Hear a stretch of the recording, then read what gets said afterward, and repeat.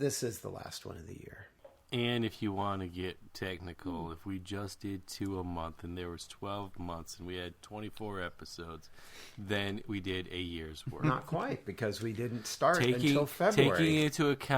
Taking into account leap year and the winter solstice and the hair up your ass, we're fine. And there is the intro. You know, somebody is going to call us out. You know it.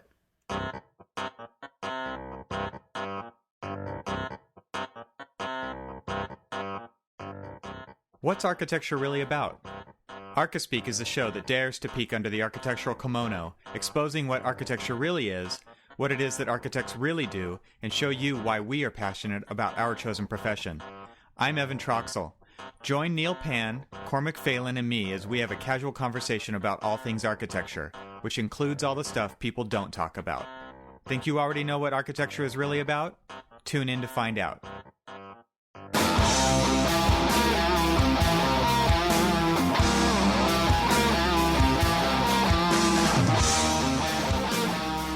It's time for some Archispeak.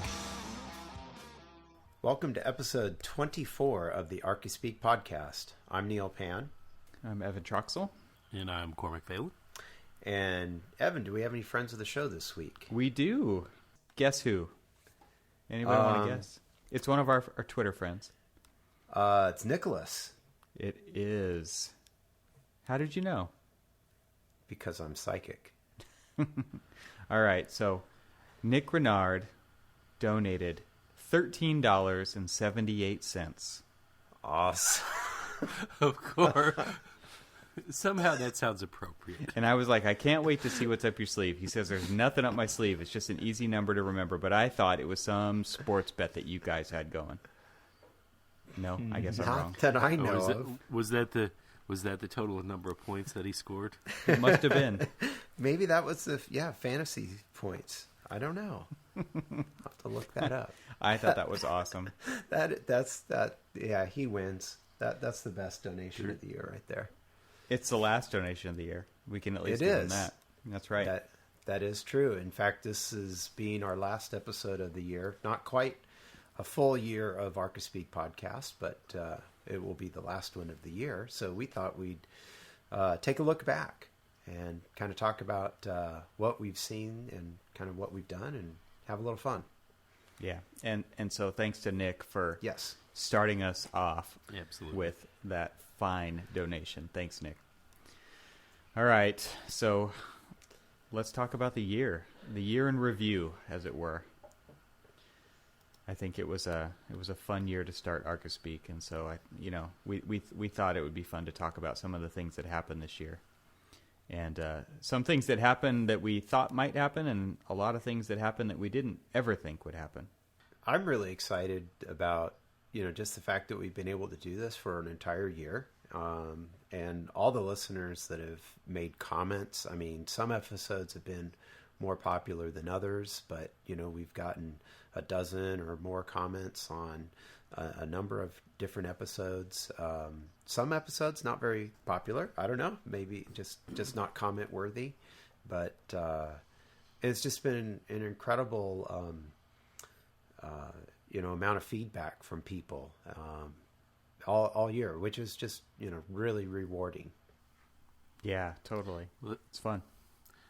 Well, the thing that I got out of it, recording for the past year and getting all the input and stuff, I mean, this is exactly what I wanted to get out of it, was basically expanding my knowledge base, expanding, in a way, I guess it's been expanding my friend base, because I've got to meet through, the social networking and all this other stuff, a lot of different people that probably I wouldn't have met otherwise, that, through comments and just conversation and all that other stuff, I've learned more. I think it's kind of been interesting to grow as a professional, because, you get, these inputs that you normally don't get. And you'd like to have those daily conversations with people at the office, but sometimes everybody's just too busy to do it. And, some of the conversations that we get with, our friends and followers has been great. Yeah. Totally.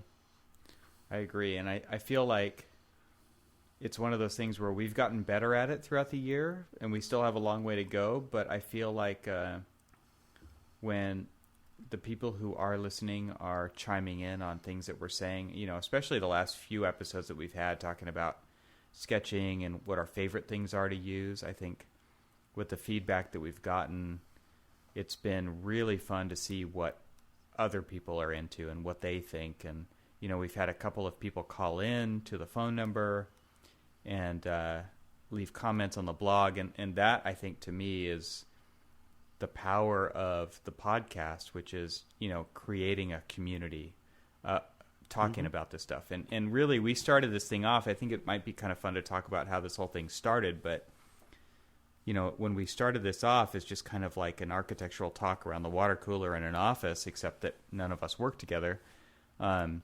I think we still fit that particular bill where it's like, it's like you're listening in on a conversation that we're having. And, one thing that I've said in the comments on the blog before is that, there's never enough time to talk through all of the different scenarios that could be talked about a particular subject in the about an hour that we record for. But I wish there was. But, trying to limit it down, it really does.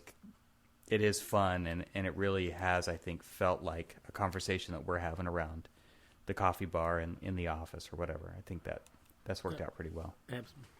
Absolutely. I mean, I've re-listened to a couple of shows where, it's, I wish I would have said that. Or, yeah, of course. And it's, and the great thing about it is that when we get comments, you're just like, I was thinking that exact same thing.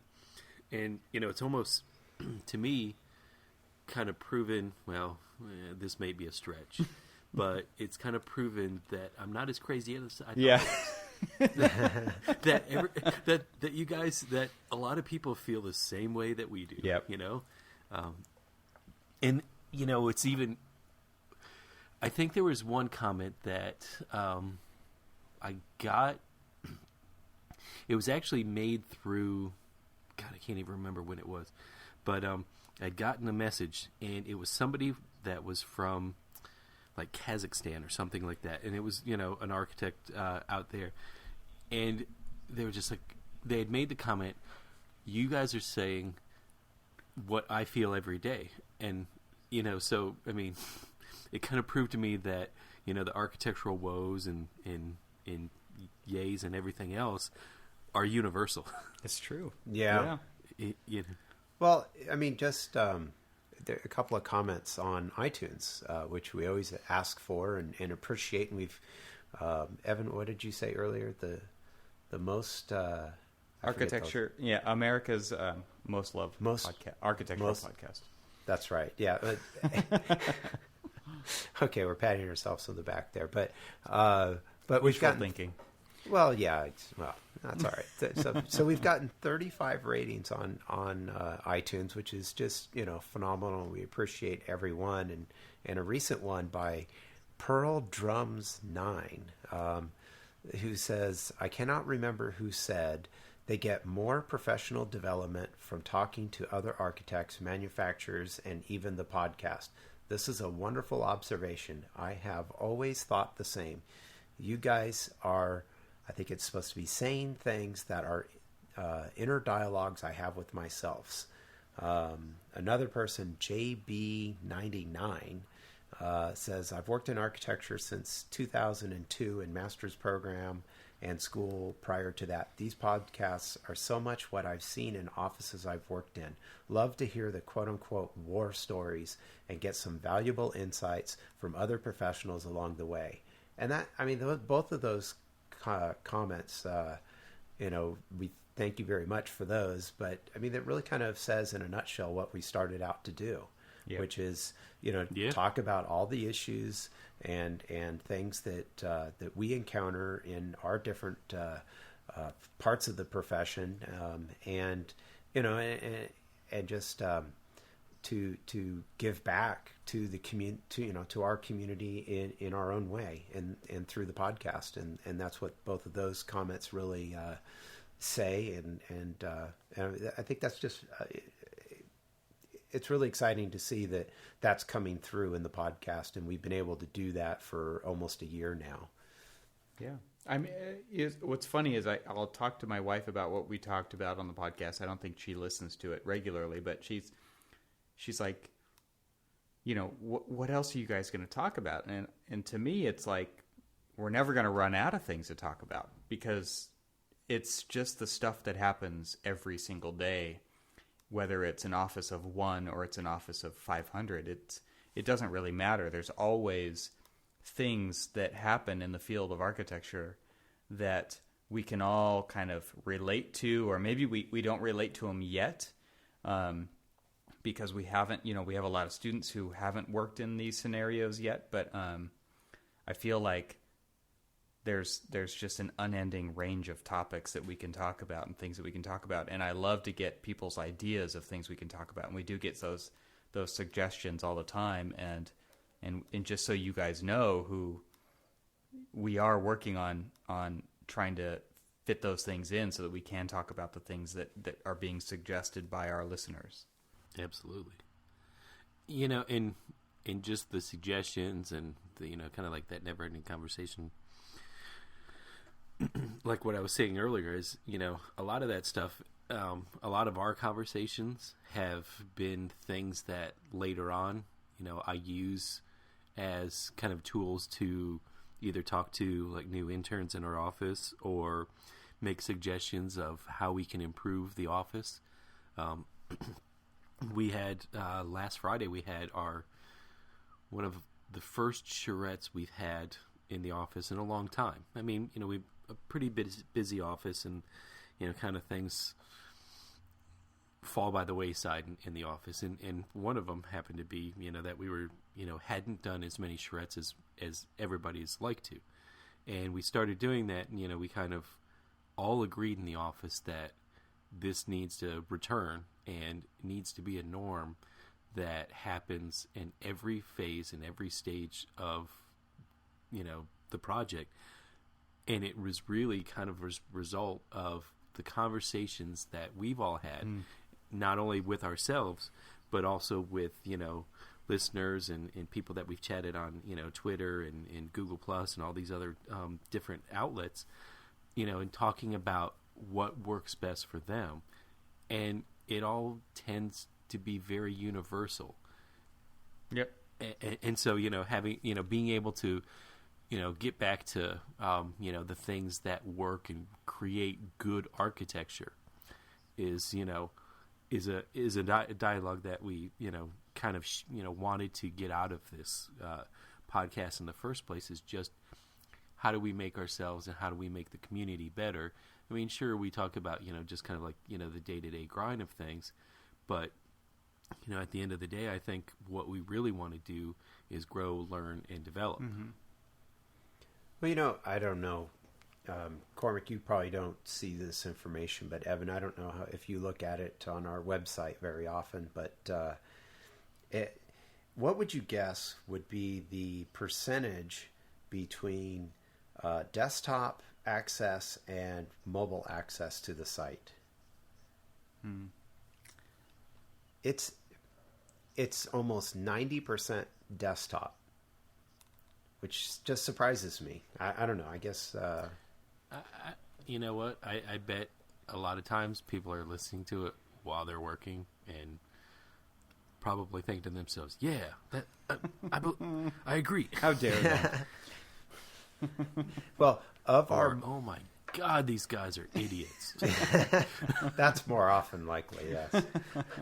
Well, yeah, you know, what I find interesting when I look at some of these numbers is that apparently 75% of our audience are iPhone users when it comes to mobile, because that's how the numbers break down. So it's about 75-25 between iPhone and Android. And then for desktop, I want to know who the one person who's using a Windows 90X who's been accessing our site. What's a Windows 90X? 95 or 98? 95 or 98. One person. And Ouch. and even better than that. No, this is great. Mine will be Two the one people. from Windows 7.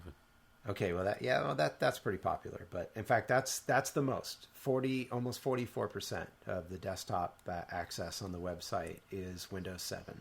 We can thank Autodesk for that. We probably. Oh, yeah, I was going to say exactly. Damn rabbit! Well, I also want to know who are the two people that are using Windows 3.1. What? You can get on the internet with that? Lord. I have no idea. Dial up. That's an emulator, right? I have no idea. It just Someone's says, emulating that on their Atari 2600. It's just like, yeah. Jeez. Their TRS-80. Okay, we all need to count our blessings right now. Yes, exactly. That's just great. I mean, it's fun to look at some of these numbers and see that the 12-year-old operating system Windows XP is still around 10%. Oh, man. Well, I mean, a lot of people actually still like XP. In fact, actually, somebody was asking me I think if I might have a copy of it because they preferred XP over 7, and it definitely, for some reason, I have on the PC that we have at home, I have 8 because that's all they came with when I bought it. And, I don't have that big of a gripe with it. I mean, sure, it's a Windows PC, and I always default back to using the Mac anyway. But, God, I mean, I don't know. I mean, Mac and Windows are really night and day. Well, what another fun little tidbit here when we look at, 'cause what did I say, 45% or something Windows users, that's not including all of the different variants, so it's over 50%. So of all of those, and this may be getting kind of silly boring, but 37% access the site using Chrome as their web browser. And yeah, that'd be me. I hope not. I hope it's more than you. Well, yeah. I just find it interesting that most people on Windows are all using Chrome. Firefox has about 18%. People still use that? 18%. What's funny is that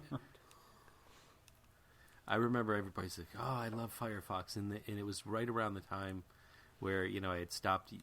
I was started using.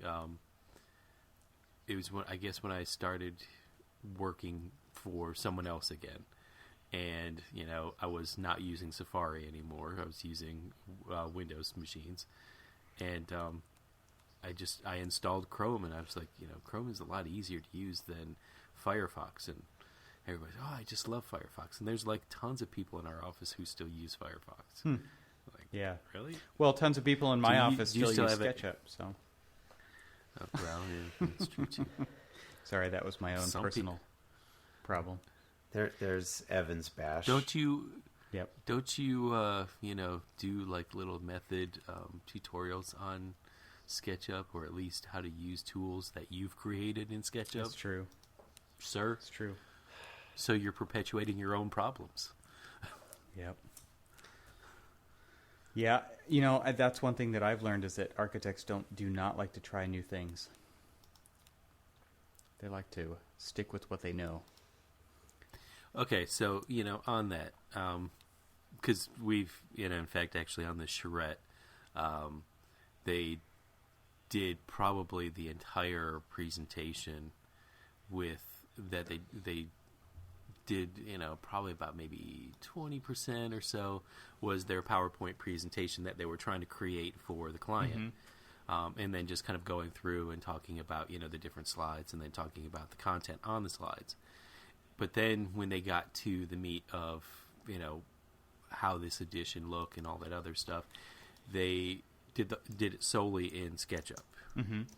So as a person who obviously has a craw in, a burr in their boot or whatever, what's better? What's a good quick tool for massing and articulation and all that other stuff that that you like just as much? Just as much? Form Z or Bonsai.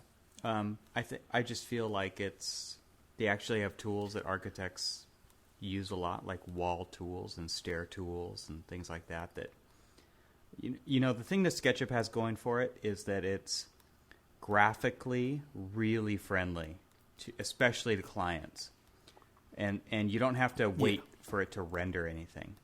And right.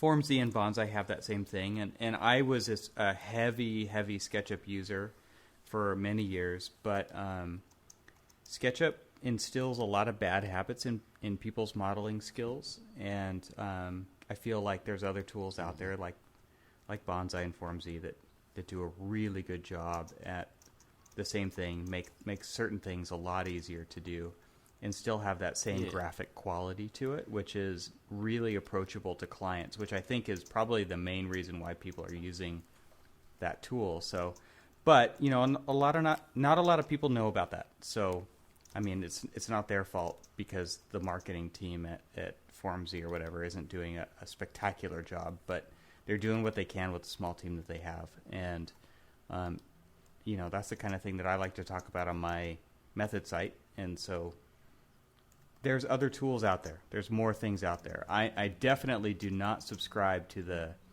the thought that you can do it all in one tool. And I have people every single day trying to tell me that Revit can do it all or some tool can do it all. And I don't believe it at all because I've tried it and it doesn't work for me. So there are other things out there, though. Like you said earlier, people were doing PowerPoint presentations. I haven't done a PowerPoint presentation in forever. I'd rather do a PDF presentation, but my favorite tool is Keynote on the Mac or on the iPad. I mean, it just does phenomenal presentations, much better than PowerPoint can do. Yeah, I think that's my goal for this coming year is to work with the office to kind of help push along the graphics. I mean, they've been doing a great job of getting better, and I think there are tools out there, that you talk about a lot on your show and the Method Podcast and everything else that I'd like to introduce them to make it easier on them. We're making this step forward. We're starting to get mobile. We're starting to do, that we. This year was a milestone in the office. I mean, we got New Forma, which I think is a fantastic program for, a good database and project tracking and all that other stuff. And, so we're starting to move forward with those things. But I think we're only scratching the surface on things that we can do for our presentation. Yeah. And, so I think that's one of the things I'm going to be working hard to kind of, improve over the next year. Yep. So my goal for 2014. It's good. It's good to have goals. It is. Yeah. So let's talk about. Did you guys get any negative feedback for Archispeak this year?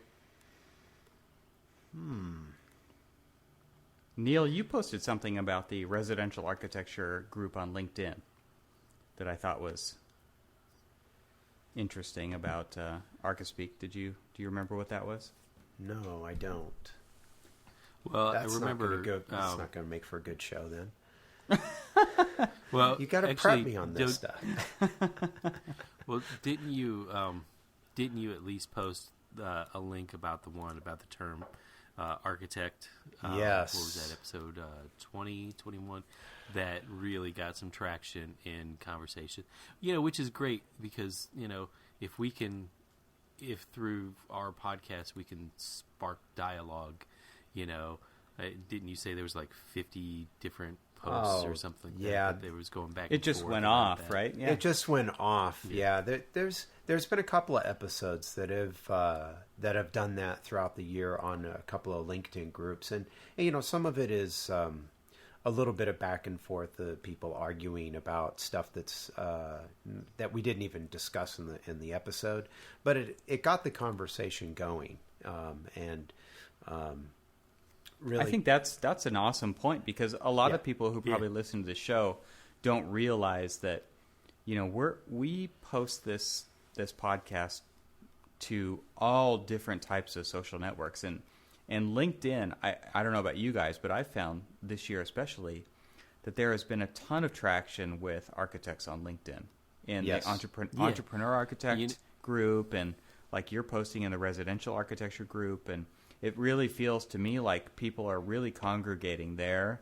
And then Google Plus has been another one, so there's quite a few different places where people are talking about this stuff, and it's not just our comment section on our site. Yes, absolutely. What's interesting about that is at the beginning of the year, I never would have really given either one of those sites the time of day when it came to, kind of engaging in a conversation. I mean, I really just kind of used LinkedIn more as just kind of like an online resume at best, and it was really interesting to see it change dynamically, where the flow of conversations, I mean, there was a lot of conversations, a lot of really good, just great conversations about, all the different things that we've talked about. We've actually gotten some ideas and thoughts about, show ideas or points that we've brought up through them. Google Plus is another one. I mean, it's fantastic what Jess and all the other guys are doing with like the Hangouts and stuff like that. I mean, it's really changed a lot. Yeah. And I will say it kind of gets exhausting because there's so many different platforms. But at the same time, there's not a lot. I mean, it seems like the goal for me with Archispeak was to just be talking about the profession. It doesn't matter where the conversation leads. It's everything that we talk about is appropriate to somebody at some point in time. And it feels like, like with Jess, what Jess Stafford is doing on Big Time Small Firm on Google Plus, and we've got Mark LePage with Entrepreneur Architect on LinkedIn. And as long as we're a part of these things, I feel like the more people that are talking about the profession, the better off that it can possibly be. Because I know, as even somebody who graduated college, I had no idea what I was getting into. And I feel like, that's one thing that's really surprised me this year is how many students have reached out with comments and just saying like, thank you so much for letting me know, because my instructors have no clue what it's like to work in the industry. They're very much solely involved in the academic part of it. And they're not involved in the professional part of it. And they've really reached out and said, this is what I wanted to hear. I wanted to know. And it's not like we're turning them away from it, right? Which, if my kid said, hey, I want to be an architect, I might try to talk them out of it. But these these students are like, at least I know kind of what I'm getting into. And I feel like that's kind of a cool thing. Right, because, I mean, we all start with this commitment that we want, when we're going into schools. But we start off with this preconceived notion of what architecture is. Yep. And never at any time during school did it dispel these myths that I had about the profession. Only when I got into the profession, they're like, whoa, this is a bit different. I had the, good fortune of being able to, work a lot, throughout my education. And yep. Then I took, kind of a long hiatus and worked for a firm for a while, and then went back to school. So I knew what I was getting into, and I, accepted it, admitted, it was the first step of, correcting your problem is admitting it or something like that, and I was just like, yeah, this is exactly what I want to do. And, still to this day, I mean, I don't regret any decision I ever made of going into this profession because right. It's just too cool. Well, I think Evan, you pointing out some of the comments and reaction we've gotten from students, that was a surprise to me. It's not that we had certain goals of who our target market or audience was going to be. In fact, we kind of just said, we started this podcast with none of the right ways to do it. In other words, we didn't have a market or a target audience or, a plan or anything. It was like, in fact, I remember when we first started talking about doing this and doing our first test calls, the whole goal was, if we had to prep for this show, it won't happen. So Right. Right. there's a little secret about Archispeak Podcast there. Yeah, but there's very little prep that goes into it. We sit down, we pick a topic, and we go. And I think that's actually one of the neat things about the show. But it certainly surprised me, though, to see the number of students that have reached out to us for that very same reason that you mentioned, Cormac, that a lot of them had no idea or don't have any idea of how it works once you're out of school. And the little the topics that we talk about and our experiences and the experience of others that we discuss on the show are a real eye opener. And I think that's really great that we're able to provide a podcast that kind of opens that up and exposes the profession. Not in a bad way, but it's like, this is the reality. This is what you should be prepared for once you graduate. Yeah. Yeah. Well, and one of the things that I think, in the future, I mean, we talk a lot to students, just by the nature of what we talk about, and, Absolutely. I'm not going to rehash what you just said, because it was perfect and on point. But what I'd like to do in the future with, just not the direction of the show, because I think we're, our non-direction is a great direction.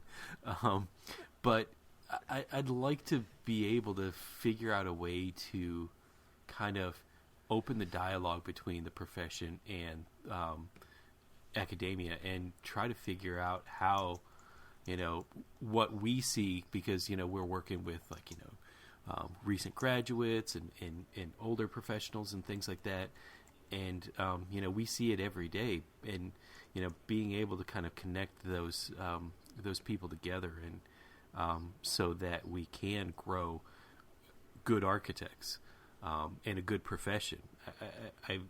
I don't know how we can do that, but I think, through conversation and dialogue, it might be something that we can figure out, and maybe just kind of, push as, a crusade or something. Well, we've had a lot of positive feedback, and we've gotten some feedback from the industry a little bit. Evan, I know, you've had people reach out to you, concerning, from the industry about this, and invite us to an AIA conference, and that didn't quite go exactly the way we hoped. Really? Well, we teased about it on the show, and then we kind of got shut down, so we didn't really bring it back up. But I don't know. We're doing a recap of the year. Yeah, I think it's really interesting how the industry that we are a part of, and granted, we're a new part of. Archispeak is a new thing in the industry, but I feel like these types of conversations don't seem to happen out in public, and I feel like that's kind of the thing that we're bringing to the equation here, right? Is that we're having the equations in public for the entire world to listen into, whether they agree or not. I mean, we're just throwing it out there, and I feel like that's a big part of creativity and making things, is putting it out there and then getting the reactions. We were invited to go to the Monterey Design Conference this year, which happened in October, right? Was it October, Neil? I don't remember. Yeah. And it was like we were invited, and everything was going great, and we were just going to be there to kind of talk to people and get their feedback on the people who were speaking at the conference. And then a couple of weeks later, all of a sudden, we were uninvited, right? I mean, it was not that we were uninvited from the people who invited us, right? But we were uninvited by the AIA specifically. We were told, do not come unless you pay us the $2,500 vendor fee. And it's not like we were going there with a booth with something that we were selling. I mean, we don't have anything to sell. And it was really a disheartening scenario to go through. And I had several phone conversations, and it was just sad. I mean, it really felt like the architectural industry was only interested in what we would bring, which to me would be, again, just kind of more in-depth conversations about the pulse of what was going on. We were only invited to partake in that if we were willing to pay for it. And that just sucked, I thought. It was terrible. It was a terrible thing. Well, it was a terrible experience, and we didn't necessarily have a goal of going there to badmouth anybody or to talk to down about the AIA or the conference itself. But I think part of it could have been... It was fear-driven, I felt like. Well, it was just like they were scared to death of what we might say. And, yes. And to me, yes. that was totally uncalled for. I mean... Well, but in their defense, and not that I'm going to stick up for them, but if this is your conference and you want to control the message, you've carefully chosen who's going to speak, the sessions that are being there, and I mean they're controlling the message. And quite honestly, to have us there to maybe interview some people, to maybe turn that into a piece on the podcast, that's not controlling the message. Yeah. And so I can understand the AIA, taking a step back and saying, hey, you can't let these guys in here on somebody else's dime, basically, when the message is not being controlled by us. Yeah. And so I in that sense, I can understand it. But yet, Evan, I think what our intention was to become part of the conversation, or to be part of it. And really, to a certain extent, we did kind of attend part of the conference. Actually, you did attend it. Your company paid for you to go. Yep. And you were there. I kind of hung out. I didn't attend any of the conferences or anything, but I kind of hung out with you guys for a day, and because it takes place in a public venue, in a public setting, so it's not like I was crashing anybody's private party. But what was interesting about it was that it seemed like the message was very controlled. And they only wanted to talk about, certain aspects. And again, I didn't attend all of the conferences. I don't know exactly what happened, but I think it would be interesting to have, more of a casual conversation, because I've been to the AIA conference before a couple different times in different cities. Which is different than this, right? I mean, it is different than this, clear. but yet at the same time, you still have, the big name architects and other people, and they're I don't know. It just seems very stuffy and there's not a lot of real life conversations. The stuff that we talk about on this show, that doesn't happen at these conferences. It just doesn't happen. Right. I mean, it happens maybe out in the lobby. And maybe that's the point. Okay. You come here, you hear about this, or you get a certain speech from somebody and it's on message. And then out in the conference, or, out in the hall, everybody talks about all the crap that we have to deal with, in other words. But it's like, I think we've seen through the feedback and the number of listeners that we've gotten over the year with the show is that people are interested in this side of the conversation as well. Yeah, and I think, obviously that was our angle the whole time, which was to go beyond the lecture, right, and to go into the conversation. But I think, like you're saying, it's out of their control at that point, and it becomes something that they have no idea what could possibly conspire after that point, right? So that's true. Well, hopefully next year maybe that'll change. Maybe we'll be invited to one of these things, and the three of us could do a live show or something, and I think that would be a lot of fun. And, maybe if the powers that be are listening out there that run these things, get in touch with us. We'd like to be a part of it. Yeah. Yeah, when you're in, Neil, when we went to the DC conference and all that other stuff. Right. it is about the company line, and it is, towing that line and putting the best face forward for architects. And, you've got this kind of like freewheeling show that, may not put in, I don't think any one of us ever actually strive to put some, architects or the profession of architecture in a bad light. We're just kind of bringing the reality of the profession to light. And, and it's not always the glamorous thing that they want to portray to everybody. So it's not, it's probably in their best interest to, as you said, kind of control the content that, is spoken and is presented. And, when you kind of have that freewheeling conversation, you never know what anybody's going to say. So it just kind of, because it's kind of interesting when the question and answer period of a lot of these things happen, they kind of get off topic, and those are usually the most interesting parts of the whole conversation. Is right. When people are bringing practical experience and really talking about what they're doing in the profession, and in that and it makes it interesting. It makes it worthwhile to have actually been at that particular conference, because when you get up there and you listen to the dog and pony shows, anybody can give the dog and pony show. It's, what does that dog and pony show mean to me? And what does that mean to the profession? And how is that going to help the profession get better? Right. And that's the conversation that typically never really happens within that setting. And, ours is kind of that conversation that does. How do we make it better? How do we bridge gaps and things like that? So, you're right. I find it interesting, though, that you said that the most interesting part of some of these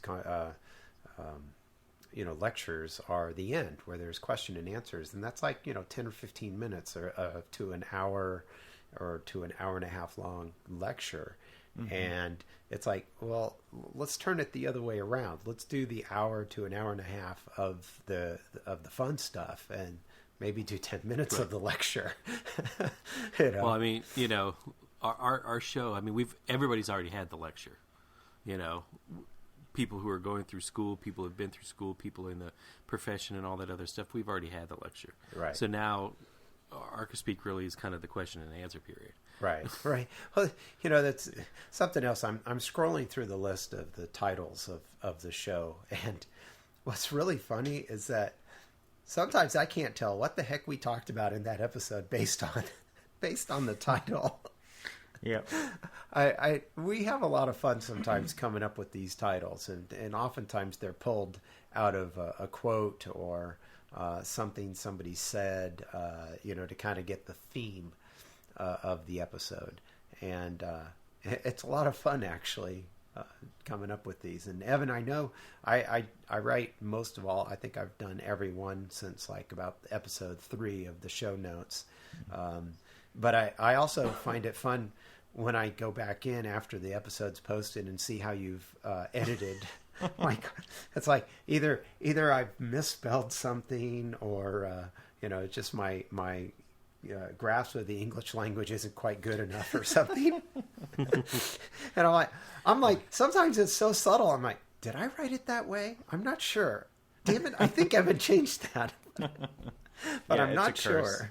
I have this curse, and what's funny is that was one of our recent comments was, can you guys do an episode on spelling and grammar?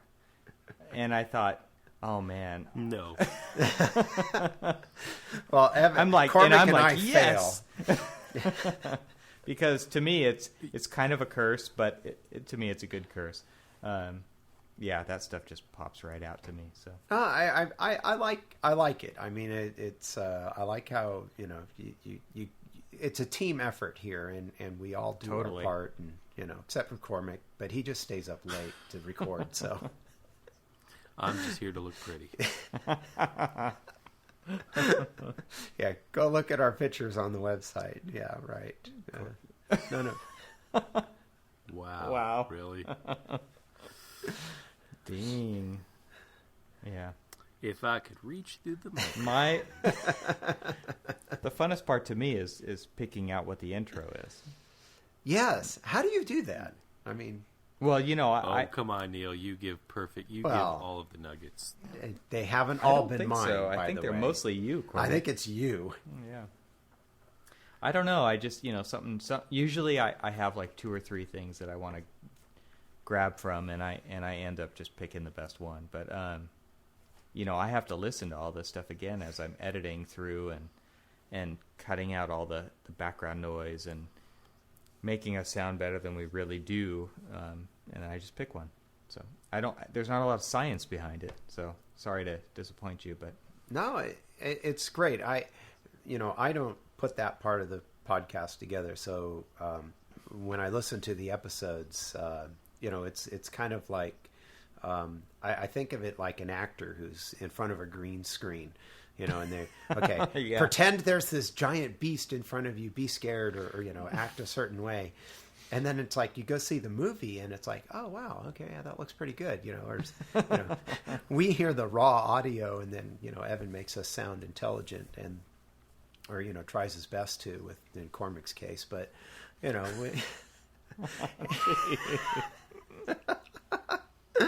and it's a lot of fun to listen after the episode. It's like, oh yeah, that's right. And what's fun is I do a lot of tweeting and a lot of posting on LinkedIn and Google Plus about the episode. And what I like about going through and listening to it as it's all packaged together is that I'll come up with things to because it's hard to keep saying the same thing. Go listen to episode 23 or 22 or whatever it is. Each time, so you try and find different things to say each time you post something, and so I'll listen to the episode and find things that we say or bring up, and then bring that along, like Cormac's plea for Rose Bowl tickets, in our last episode. How did that go, by the way? Not Rose Bowl tickets. What, national championship game? Is that it? Yes. Okay, excuse me. Different. All right, well, it shows you what I know about college football. He wants football. Tickets to go see something else at the Rose Bowl. Yes. It's at the Rose Bowl, but it's not the Rose Bowl game. Because, okay, so I had it partially right. I mean, if you go to the Rose Bowl game, you don't really get the big crystal football like you do when you go to the game my school's going to. Yeah, we don't care about that. Anyway, so how'd that go for you? It didn't. Oh man. Well, there's still time, right? Seeing you in person. I know. But there's still time. So if anybody out there's got national championship tickets, a ticket, they want to pony up for Cormac, help them out. Yes, because we'll and airfare plus hotel. You can stay here. I'm not greedy or anything. You can stay here. All right. I mean, just so everyone knows, Cormac and I have never met in person. Right? That's true. So this could be your chance to make it happen. That's right. I'm the only one that's met each one of you. That's right. Come on, make the love happen. The love connection. Make the love connection. All right, we better start. Yeah, that's far enough with that. We do all live like hundreds of miles, in some cases, thousands of miles away from each other. So, yeah. Funny. Yeah. But aren't we planning our first annual Archispeak river cruise or something? Actually, we're gonna meet halfway. If we aren't, we should. River cruise? Wouldn't that be like somewhere in the middle of the country, Texas, Mississippi, or something? The Mississippi. Mississippi. That would be a riverboat cruise. Yeah. Yes. Well, if it's going to do that, then we have to go to New Orleans because that's an awesome place. I've never been. Yeah. Oh, I've been a couple of times. It's great. Definitely Sounds good to me. There. Sounds good to me. Well, there was some talk about that, wasn't there? We haven't gotten anywhere with that yet, right? We were chatting about a meetup in New York. That's right. And because we've got there's plenty of listeners and friends in New York State, and making them the honorary tour guides, and we just kind of show up and bum around. Now, isn't the AIA ask for places to stay? Isn't the AIA's national convention in Chicago in 2014? Yep. Well, see, there you go. Somebody at the AIA needs to get in touch with us. You do know that Chicago's a different city than New York, right? Well, yeah. Yeah. But I'm just, No, it's get off of my drafting table. Was that Neil? Was that a Neil voice? Yeah, that was good. Oh, shut up. That's a very bad attempt. Dang nabbit. Shut up or I'll hit you with my cane. Your walker. Haven't progressed to the walker yet. No. Just the cane. So, looking at our episodes here, the one that's gotten the most comments, other than the first episode, because a lot of people, said, "Hey, great job, good start," was just episode 21, the title of Architect. We got the most comments about that. Makes sense to me. It's a profession who doesn't know who it is. Yeah. And the other one we got. I mean, it's an interestingly hot topic that that everybody wants to make a big deal over. But the problem is that we're only making a big deal about it with each other. Right. And right. Who are we trying to convince? I mean, you can't call yourself an architect because you're not licensed. Or I know that you've got more experience than me, but since you didn't go through the pain of the test and stuff. You're not an architect. Or you are licensed in this state, but not in that state. Or you are licensed in this country, but not that country. So you're not allowed to call yourself an architect. Right. I mean, so all of that. I mean, we're just trying to convince each other, and just like with magazines and web pages and stuff like that. I mean, we seem to be doing it all for ourselves, to impress ourselves and stuff like that. And it's the people that we need to impress.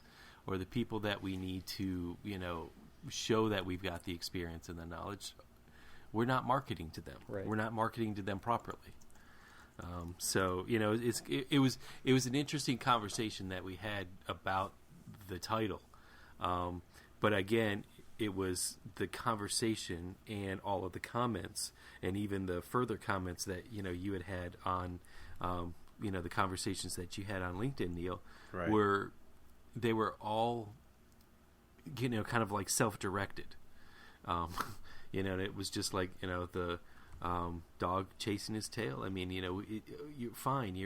We understand the points and the positions, but what I wanted to know is how we're making, how we're either going to take the title back from other people who are just arbitrarily using it, or, changing the impression or our footing in the real world, to potential clients and things like that.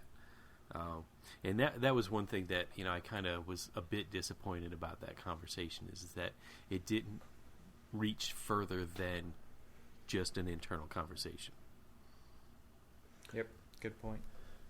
Well, some of the things we've done on the show this year, after we started, we created a Facebook page.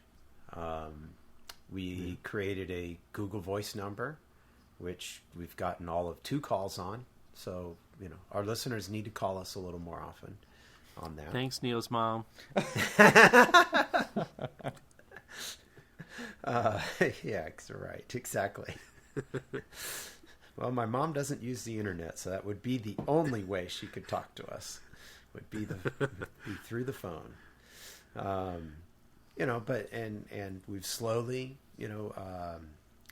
built an audience on Facebook and on our Twitter account, and we've created a Friends of the Show during the year, which has proven to be quite popular.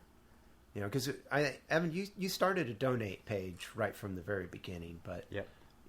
Really didn't see anything action on that. But I think people have been getting a kick out of hearing their names on the podcast, and that seemed to really help encourage that.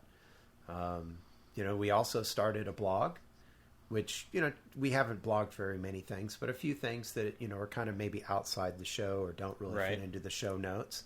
We've kind of put those there because they haven't really fit anywhere else. And then for the first time at the end of the year here, we've done our own T-shirt, which thank you to you, Evan, for creating the shirt and, our whole logo and everything. Job. Yeah, it's just, Evan's really just been the designer on all of this stuff for the show and on the website. So, kudos to you, sir, for just an awesome job on this. Thank you very much. It's been a great year. Yeah, and we've had a good response to the donations for sure, and the T-shirt at the end of the year. I think hopefully that pans out well for us. But it's one of those things where it's an opportunity. I see it as a way to get people to not only help the show out, but just to be part of the community and just show their love for it. Because to me, this is a labor of love. It's something that we love to do. We do it every week or every 2 weeks, and right. We to me, it's one of those things where when I talk to people about the show, they're saying, keep on doing it. This is definitely something worth doing. And to me, like, that's the best kind of compliment, because it's okay. Those are the people who are the ones who are saying, like, this means something to me. And we had no idea what we were getting into, but to me, like, that's the kind of comment that helps me say, yeah, we should keep doing this. This is something worth doing. And to me, we all have really busy schedules, all three of us, and this is one more thing chipping away at that, because it does take quite a bit of time, and it does take effort, and it does take money, and it takes all of those things. But this is one of those things that's worth doing, because I feel like we are making a difference to our profession. And as we say in our tagline, we're looking beneath the kimono, and we're showing people what it's really like to work in this field. But this is something that we really care about, and to me, this is our way of making a difference. Well, the other thing we've done during the year, it just kind of surprises me that when I look at kind of maybe where we started with what we had at the very beginning, and the one thing I forgot to mention too is our show notes. We haven't the show notes can be emailed out to you if you subscribe to that, which is really great for when we have episodes with a lot of links, especially like our favorite things episode, our last episode 23. So you can get that all emailed to you. So when I look at the phone number, the email subscription, the Facebook page, and the shirt, and the friend of the show, and the blog, I mean, holy smokes, we it's really shocking, all the things that we've done, including recording, now our 24th episode this year in 2013. It's pretty shocking, when you look back. Yeah. It's we've come a long ways. Yep. Yeah, for sure. I don't think that any of us saw all of that stuff happening when we started out. No, I didn't. I mean, we tried to think about a lot of these things, but I think most of the things I mentioned all kind of grew organically as we went. And I know for season 2 in 2014, we've got a few ideas that we're gonna maybe implement and do, and we talked a little bit about maybe having some guests on the show. I mean, maybe some people will give us some feedback on that.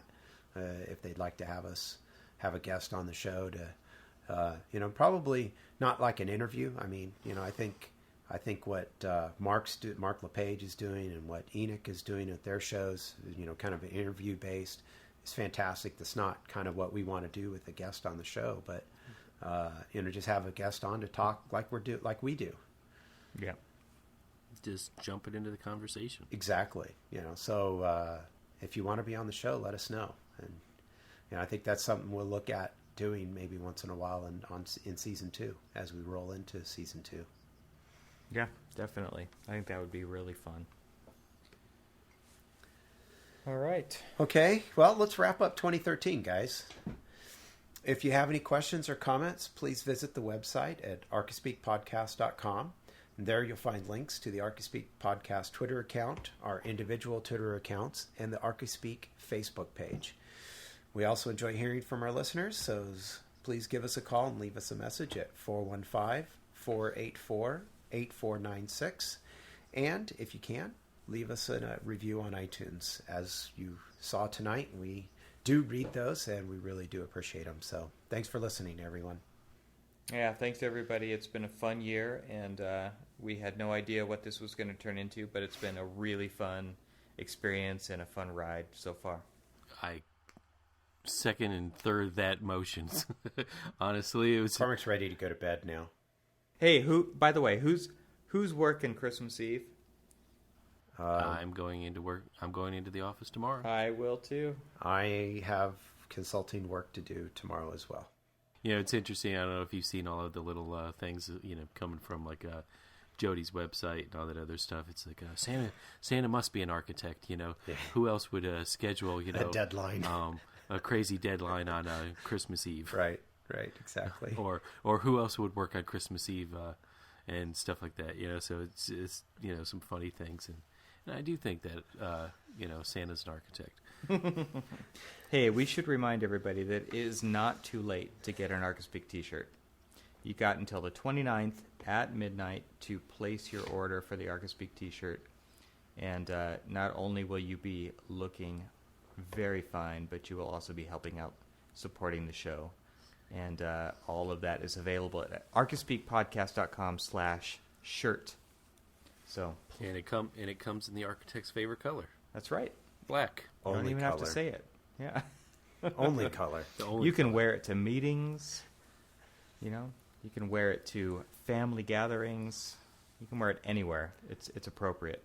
Just not Christmas dinner this year. Why not? Because it won't ship till after the 29th. Because it will. Oh. All right, guys, that's it. We're done. It's obviously late. Good night. Yes. All right, good night. Say good night, Cormac. Oh, good night, Cormac. I'd already fallen asleep. When you said good night, I just automatically assumed I could go to sleep. That works. Huh? What? Oh, yeah. Good night.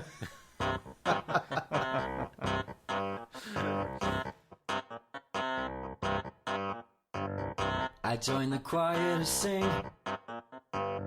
They're all competing for some other thing. I joined the choir to sing.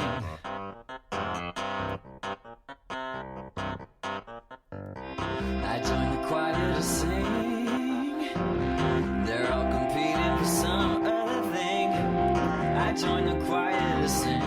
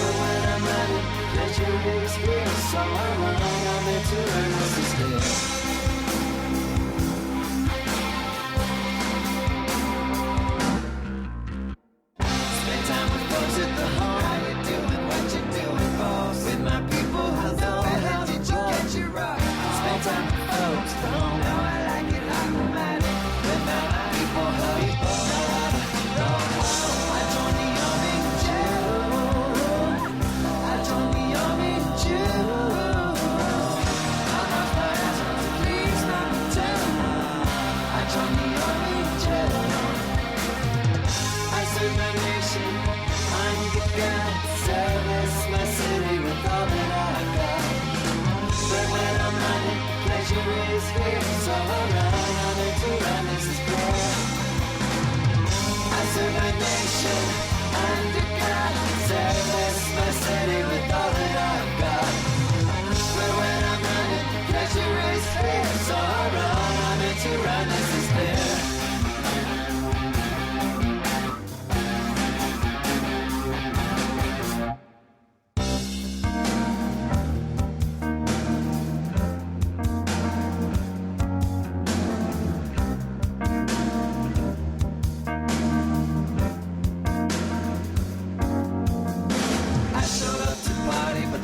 Got started without me, I got needs, I bleed. You can say I beat on the speed, you can say I eat, breathe, the race, my feet, my veins.